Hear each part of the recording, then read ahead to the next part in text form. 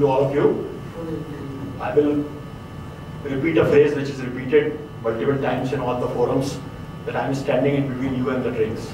I think my session is the last one. So I'll try to make it a bit quick. But yes, obviously the topic is, little bit serious, and it does require a bit of attention. And especially, I think there could not have been a better timing after Somarik's presentation about the hazards or the issues we are facing as far as the negligence concerned, as far as the fire safety is concerned, and not only fire. I mean, we look at all the disasters, right? Fire is one of them, which is obviously one of the very, very disastrous sort of event. But then there are many other sort of risks which all of you who represent the corporate who face every day, right? Before I start, I mean, first of all, let me be very candid to tell you that it is my first interaction with GACS fraternity. And it's wonderful to really come and interact with all of you, and what Captain Sharma presented, it was really eye-opener for me. That, kind of community built in 6 years with almost 7,000 members and spreading its wings across the world.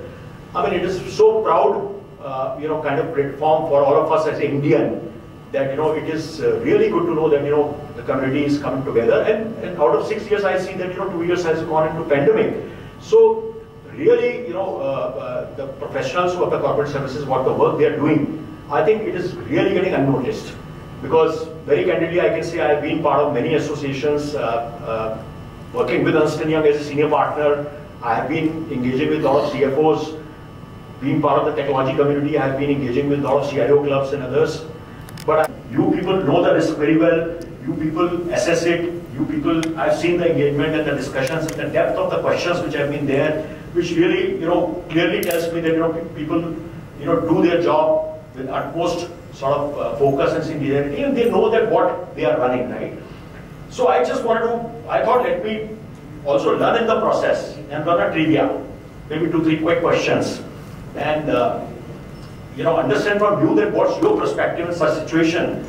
Because as you know, insurance is a very, very, very large, I mean, it's a very diverse subject, right? I mean, it's not that while the people who have spent, let's say, 25 years in the insurance companies as underwriters or claims heads or actuaries, even many times they also face and encounter new situations, right? And as we all know that, last 2 years, what has happened, while on one side, there has been a disruption in the business, there has been a various frugal ways to come together, whether using Microsoft Teams or whether using some of the, or in the banking side, every industry has gone through a tremendous amount of transformation. But you might have also noticed that the insurance industry also has been parallelly going through a lot of transformation because of the business what has gone through last 2 years, right? Many of them have been unfortunate situations because many of us know that we have lost some colleagues, we have lost some family members. We also had disruptions in the businesses, we had loss of business in certain situations, etc. And many of the things were covered with insurance and they could be taken care. But many of the times, many of us would have realized that anybody wants to raise hand and answer, does it mandate us to tell our insurance agency that our office is closed for 2 months or our factory is closed for 2 months or our, so? Yes. Sir? Yes. You have to. Yes. Very good answer. This time it was known to the whole world, so obviously people took it lightly. Yes. Everyone knew that there was a lockdown. So where I'm coming from, when I'm talking here, absolutely, what you said is absolutely new that it's a lockdown, right? But when you come to the technicalities of it, right? Why we are supposed to inform? Actually, if you ask me common sensically, I would say it's a lesser risk. अरे मेरी factory बंद पड़ी है, मेरा office भी बंद है, तो फिर रिस्क क्या? मतलब रिस्क तो तब होता है ना जब मैं वहाँ कुछ करता हूँ, right? You need to, by virtue of contract and the risk liability, because when you submit and you do a risk assessment, and I say, okay, my risk liability is this one. Yeah. The basis that you give this will be your, whatever premium or whatever. Yeah. But when you're again, that's my take, and again we are informing that we are not working, then again you might have to do the risk assessment in case something happens. What is the admissibility of the claim? Absolutely. Very, very, very important. Absolutely. But common sensically we think यार 2 महीने में office use नहीं कर रहा हूँ, मेरा तो insurance premium कम हो जाना चाहिए, कंपनी को 2 महीने का पैसा वापस करना चाहिए मुझे, right? But what sir mentioned, let me tell you exactly, this is the insight if you are not occupying a premises for more than a certain period, and that was mentioned in your insurance policy, 30 days, 60 days, or whatever it is, you are supposed to inform insurance company. You know why?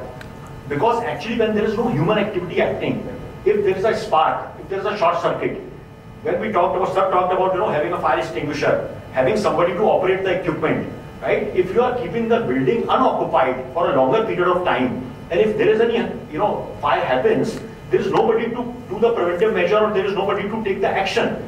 You will only come to know when the whole building is burnt, right? And that too, some bystander may call police or fire brigade. So actually it's a rule and it's a law, it's a part of that. To de-risk your liability, you have to inform the insurance company within 30 days of such lockdown, right? So we have to be, I wish we don't have a lockdown anymore, but please be cognizant of the fact that even if in your business, you don't want to use a premises for 30 days or 60 days or 90 days because of your business reasons, you may want to vacate the building, right? Please inform your insurance company, because they will not be liable to pay the claim if you have not informed them in advance. But I'm just giving one, point. Let me also ask you that, all of you are, many of you have worked with entrepreneurs. Some of you are, Colonel Saab is an entrepreneur himself, right? Now, if suppose we change the product mix, what we are producing, and we talked about, many industries as a GACS we are supporting, right? I mean, manufacturing, automotive, retail, e-commerce, pharma, right? So please, if suppose, I'm an entrepreneur, I can see this opportunity that, I am building automobile. But then I also have money, I can build another shed and I can start building something else also there. But that's my business proposition, and if I have customers and if I have suppliers, I should build. Who can stop me, right?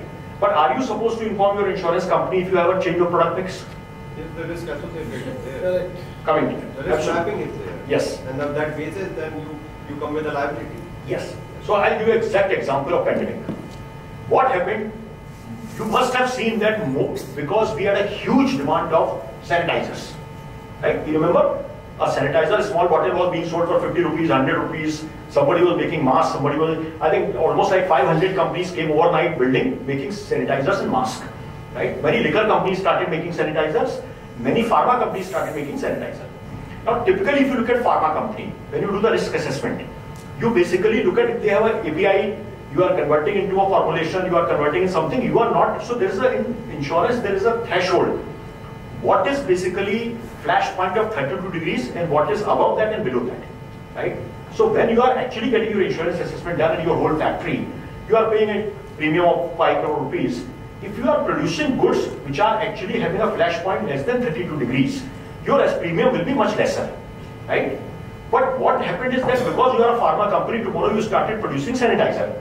Sanitizer has a ethanol, which has a flash point of less than 32 degrees because it creates a vapor, right?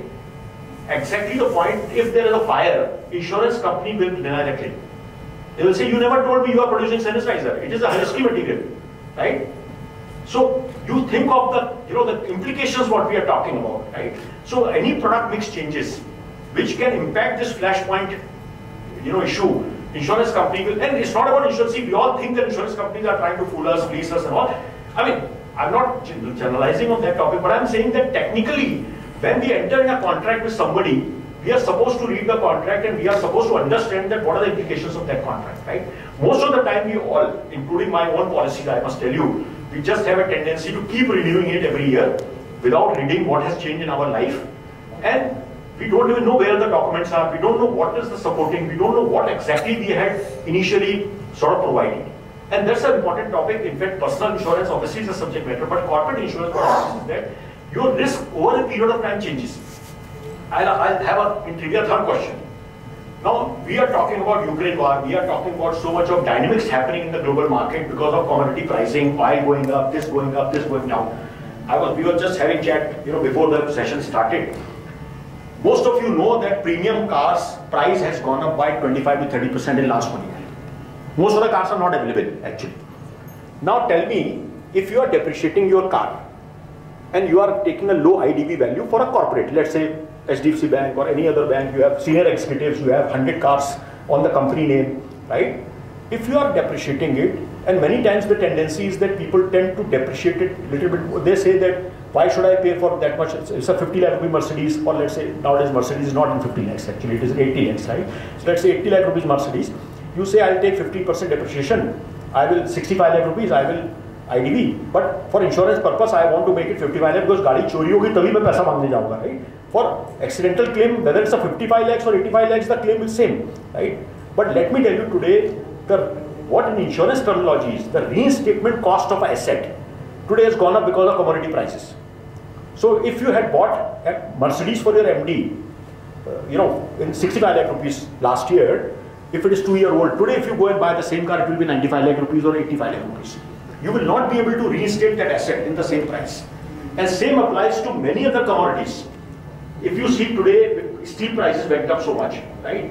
Even the building construction costs have gone up so much because of the cement increase. So whenever we are talking about the insurance renewals, we have to get into the assessment of that whether the asset has depreciated or appreciated. Because the book value is one part of it, but you should look at the real replacement cost of that asset, right? If there is a fire in the building and building gets demolished and you have to rebuild that building, you may have constructed it at the 1400 rupees per square feet, but today you may have to pay 2500 rupees because the steel and cement and everything has gone through the roof, right?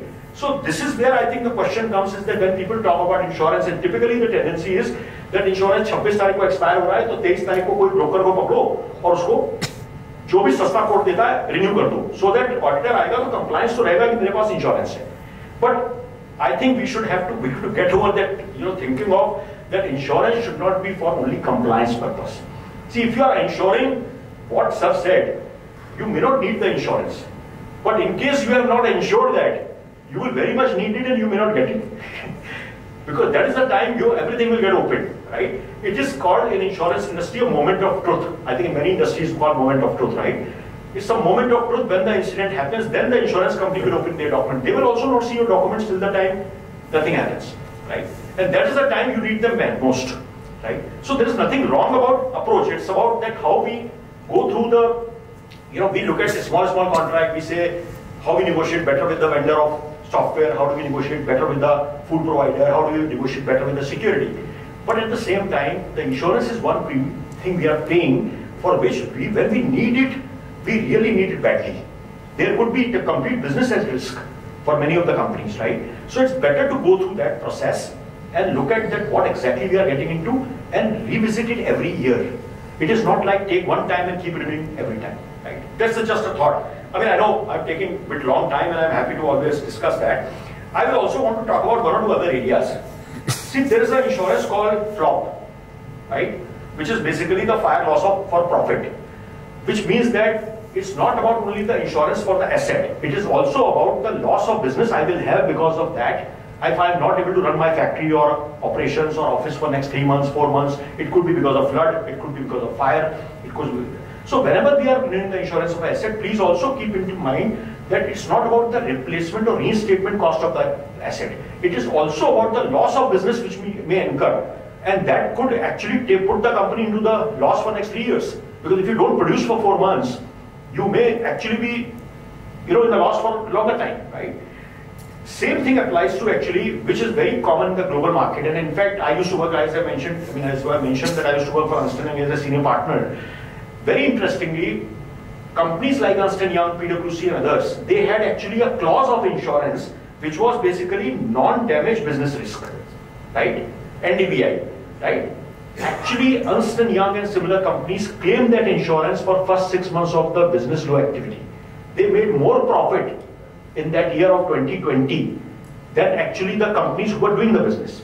Because there was a growth happening in Indian market for 25% every year. And they could actually prove to insurance company that had this lockdown not happened, I would have actually my business grown up by 25%. So that is one another. Typically in Indian thinking, what we do is, boss, जो business कर रहा हूँ उसका loss लेना है मेरे को. But what about if I'm not able to do business? What will happen to that, right? And that's a typical, I'm just talking about some of those terms, and it is good to know that there's a lot more than what we see on the face value, right? Another couple of 1 or 2 things I will talk about. See, whenever we are talking about insurance, especially in the case of basically manufacturing or data center or large equipments and other things, please be cognizant of the fact that if you are talking about the insurance for the breakdown of those equipments, machinery, etc., always be sure that you are taking AMCs for those equipment. there could be always a situation when insurance company, when they are doing an assessment of risks, they are taking into account that you have actually taken the AMCs, so there is a preventive maintenance happening regularly, right? If suppose that is part of the assessment and you actually do not renew your AMCs and you go to them for a claim after 1 year or 9 months or 6 months, God forbid, then they can deny the claim because they will say that you did not renew the AMC, that's why the breakdown happened, right? So again, I'm not saying the mentality of insurance, they also want to, they know that some of those gaps come, they know that, you know, they have to maintain client relationship, they have to renew it, but you don't want to be on the mercy of an insurance company at that point of time, just because of, you know, some small cost of an AMC, right? So this was, I think, a couple of things which I wanted to sort of, suggest. If I summarize it in do's and don'ts, right? First and foremost, whatever being signed, please have your team members, whomsoever you feel responsible, it is a matter of really importance, have the proper validation done. That are my all this covered? Even if you want to hire a third-party agency, even if you want to have an insurance company itself come and do a sort of a pre-inspection, if you want to have your broker or any service provider who want to help you understand the terms of the insurance, right? Please do that. Because when the time comes of claim, that is the most important value you will get out of the whole exercise, right? Second is that basically, whatever is the documentation. See, it's good to always train. We talked about fire, and I know that I've been in a lot of multinational companies. Fire drill, in multinational company, fire drill means fire drill. You have to leave your left. I've had situations where my car key was on my table and they asked me to get out of the LFS tower. In 8 hours I was standing there just to see how can I get my car key, right? Because I can't go home also, right? So that is a kind of, you know, stringent norms are followed by certain companies, and which is, we know that it works, right? But in some situations, you know, it's very, very lenient, right? But coming back to that, when a real situation happens of a disaster, what is the SOP? Who is supposed to do what? If the security guard is there in the night, he should know that whom to call. He should know what to do. He should know what to take a picture for, right? Because it could be burglary, it could be fire, it could be something else. So documentation or standard operating procedure is always good to actually define for that particular premise. I'm sure we have it for, you know, fire drill, but we also need to understand to add 2 points there कि boss ये भी काम कर लेना, क्योंकि अगर fire हुई हम बच तो जाएंगे बाद में, लेकिन हम क्लेम करने जाएंगे तो उसके लिए हमको 2 चीज और भी लगेगा, right? So that is one part of it, right? As I said, I mean, there's nothing to really you know, tell you, but what we shouldn't be doing is, as I mentioned, that do not keep renewing the insurance what you did last year. Everything changes over the year. So you have to look at it, all the policies, go through, at least, I mean, I'm not saying at your level you will do it, but you have to have somebody go through it and see that what the risks are covered or not. You may be overpaying. There are certain risks which do not exist. You actually used to have those risks, like you used to have a cooking a cafeteria in the cafeteria. You don't have today. Somebody brings the food and it's readily cooked, right? So if there is no fire there in the building, then you can always discuss with the insurance company and say that, you know, when I'm not cooking or when I'm not running, or there was a, let's say, a restaurant below your building, if that's not existing, there is no risk. There is a risk has reduced, right? So you can also renegotiate that, right? Obviously, price is very important, but I think we all know in certain situations like this, it should be one of the parameters, like many others, to be evaluated and, you know, discussed. As far as cheapest policy will never be the best one. It will take out many exclusions, and actually some of those exclusions. I'll give you a very simple example. Bombay, we have seen the floods, right? Many of us who have been living in Bombay for many years, we have seen the floods. Actually, if you do not have an engine protection cover in your car, and if you actually, in the flood, if your car stops, and if you actually switch on the ignition, which you will do, everybody will do, your car cover ceases to exist. I've seen this, people having even BMWs, you know, not able to get repaired because it costs 8 to 10 lakh rupees for a luxury car to actually open their engine and get the parts replaced. Just by, if the car goes in the water and you switch on the ignition. And most of the time these luxury cars are driven by drivers. They don't have the knowledge. And even if they have knowledge, they will think that, you know, once if I give an ignition, you know, water will go out of silencer and car will run.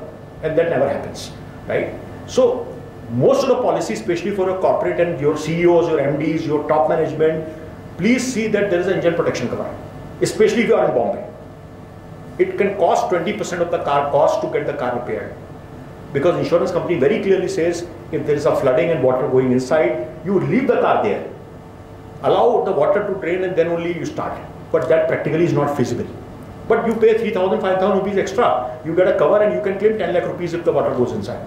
Right? So these are some of the things I just wanted to sort of share. And we are happy to, thanks to Harmesh and Jatin for giving us this opportunity. And really happy to be here to engage with all of you. And whatever we could do from our side, would be happy to do with you. Thank you so much for your time.